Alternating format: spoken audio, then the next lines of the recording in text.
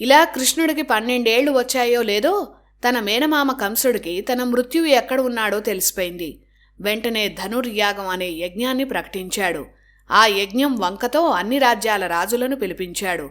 బృందావనం నుంచి నందుడు బలరామకృష్ణులకు వర్తమానం పంపించాడు.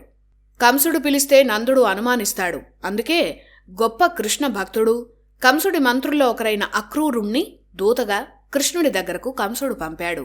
జీవితంలో కొన్ని క్షణాలైనా శ్రీకృష్ణ పరమాత్మ సన్నిధిలో గడపాలని పరితపిస్తున్న అక్రూరుడు ఆనందంగా బృందావనానికి వెళ్లాడు. సరిగ్గా అదే సమయంలో శ్రీకృష్ణుడు తనకు దూరమైనట్లు రాధకు పీడకలలు వచ్చాయి. ఏదో జరగబోతోందని రాధ భయపడింది. ఈలోపు అక్రూరుడు వచ్చి తన శ్రీకృష్ణుణ్ణి మధురకు తీసుకోపోతున్నాడని తెలిసి రాధతో పాటు గోపికలంతా భయపడ్డారు. కృష్ణుడి కోసం వచ్చిన అక్రూరుణ్ణి వారంతా దూషించారు. కొందరు అతనిపై దాడి చేశారు.